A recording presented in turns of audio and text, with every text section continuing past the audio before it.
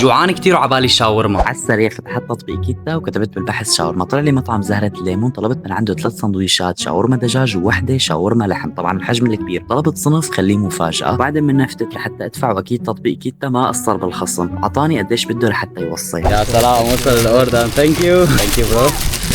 يا سلام شاورما الدجاج. حبكة لذيذة كتير بس مكتر شطة، لأنه نغم قالت له كتر شطة. نجرب بسم الله. يا جماعة ما رح بالغ، بس عن جد نكهة اللية أنا أكتر شي بدقق عليه خصوصي باللحم هو اللية. نكهة اللية بالسندويشة واو أوبها يعني. شو بدنا نجرب كمان؟ يا سلام. هيك شلون مخبيهم، انا عامل لهم هيك مخبيهم للشاورمات تحت هيك. يا سلام بدنا نجرب بسم الله. يا جماعه هذا الصنف ما رح احكي تقييمي طيب او مو طيب، روحوا جربوا.